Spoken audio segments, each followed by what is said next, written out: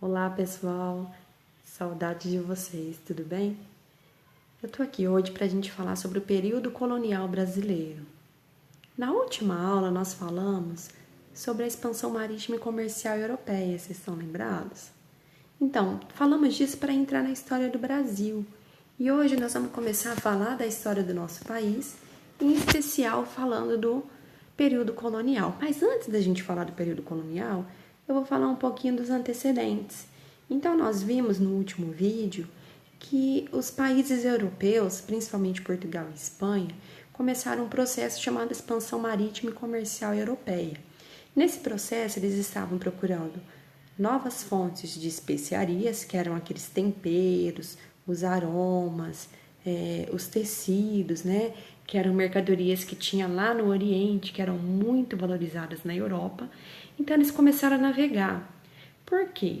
Porque ali pelo mar Mediterrâneo, que era o lugar mais fácil de passar, não podia passar mais, porque as cidades italianas estavam monopolizando a região para poder ter mais lucro, então elas não deixavam ninguém passar. Por terra era um caminho muito arriscado. Então os portugueses começaram, né, e depois os espanhóis, procurar novos caminhos para chegar nas chamadas Índias, né? E aí, então nós tivemos lá o périplo africano, que nós já vimos, enfim. Em 1493, nós vamos ter a chegada do genovês, quer dizer, do italiano, da cidade de Gênova, Cristóvão Colombo à América. Ele tinha chegado após ser patrocinado pelo rei da Espanha. E aí, em 1500, nós temos a chegada do Pedro Álvares Cabral ao Brasil. Então, aqui eu começo a falar na história do Brasil. Quando Cabral chega às terras brasileiras, ele não encontra as especiarias que ele estava procurando, e muito menos ouro. O ouro vai ser encontrado no nosso país muito tempo depois. Então, inicialmente, os portugueses não vão ter o interesse de ocupar as terras, porque não tinha nada que eles procuravam.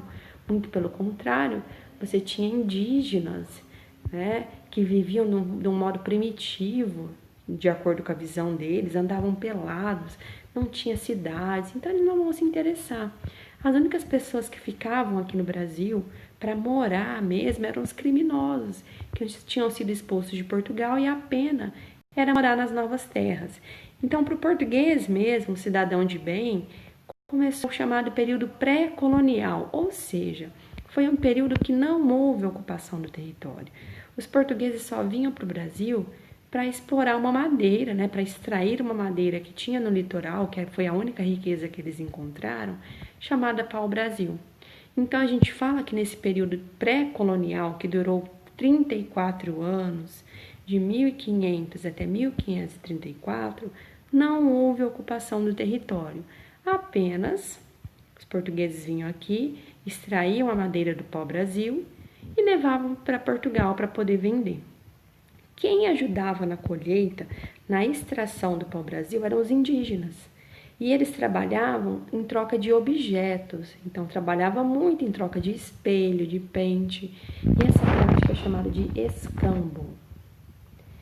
Bom, aí você pode estar se perguntando, se os portugueses inicialmente não ocuparam o território, por que eles resolveram ocupar depois? Boa pergunta, né? E a resposta não é muito difícil de se imaginar. Logo depois que os portugueses e os espanhóis dividiram o território da América entre eles, né, através do chamado Tratado de Tordesilhas, que é essa linha imaginária que você está vendo aí, ó, no mapa, os franceses começaram a navegar também. E quando eles ficaram sabendo dessas novas terras, que estavam divididas entre Portugal e Espanha, eles não se conformavam.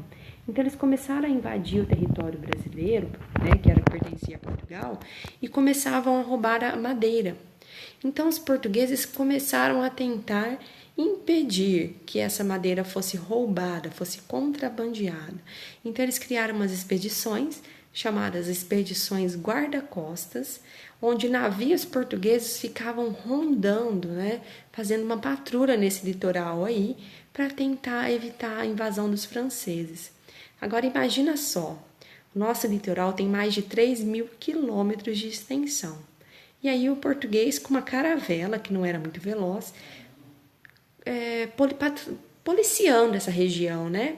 Então, às vezes, eles estavam policiando a região sul, o francês estava lá no norte roubando. Até que ele chegava, o francês já tinha roubado o que ele queria e tinha ido embora.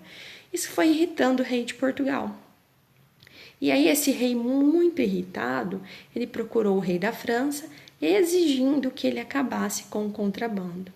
O rei da França, segundo conta a história, teria respondido o seguinte: sua terra?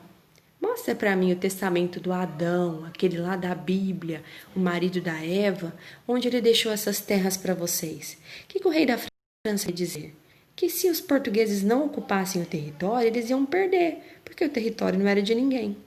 Então, Portugal foi obrigado a ocupar as terras brasileiras para não perder. E aí eles não estavam afim de gastar com essa ocupação, porque aqui não tinha nada.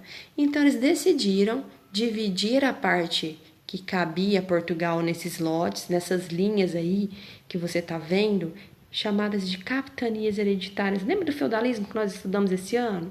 Era bem parecido. Então o rei doou para algumas pessoas que ele confiava, né?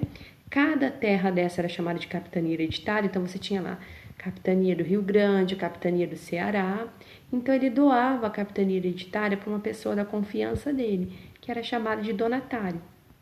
Cada donatário recebia 2 documentos: a carta de doação, que era o documento que comprovava o direito dele de explorar aquela terra, e o foral, que era onde estavam os seus direitos e deveres. E assim vai começar um novo ciclo econômico no Brasil, que é o ciclo canavieiro. Aí você pode estar se perguntando, prof, por que o açúcar? Por que eles escolheram açúcar para colonizar o Brasil? Porque por vários motivos. Primeiro, porque o açúcar era muito lucrativo, era um produto que você tinha certeza que você conseguiria vender e com muito lucro. Porque aqui tinha o solo e o clima propício para a produção de açúcar, ou seja, o solo de Massapê e o clima quente. Lá na Europa você não tinha açúcar porque tinha o açúcar da beterraba, que não era tão saboroso quanto o açúcar da cana. Então aqui, com o clima quente, era possível produzir o açúcar da cana. E lá na Europa não. A cana não é um tipo de insumo que nasce em clima frio. Os portugueses tinham experiências anteriores com a produção da cana lá na África, na Ilha da Madeira, e então eles resolveram, né, produzir aqui no litoral nordestino. Essa produção de cana, ela era baseada no sistema de plantation, que tinha 3 pilares: o latifúndio, ou seja, o açúcar era produzido em grandes fazendas, a mão de obra escrava africana e a monocultura de exportação, ou seja, nas lavouras de cana só era plantado cana e esse produto era exportado. E durante o ciclo canavieiro nós tivemos também o chamado comércio triangular, que era, como está no mapa aí, ó, a ligação entre 3 continentes. Os 3, a África, a América e Europa, estavam ligadas pelo comércio. Então, da África vinham os escravos para a América. Da América ia o açúcar para a Europa. E também ia o tabaco e o fumo para trocar por escravos lá na África.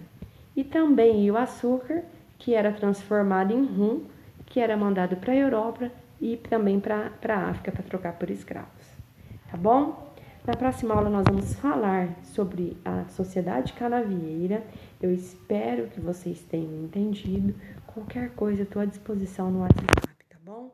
Feliz por estar aqui com vocês. Uma boa semana para todo mundo. Fiquem com Deus.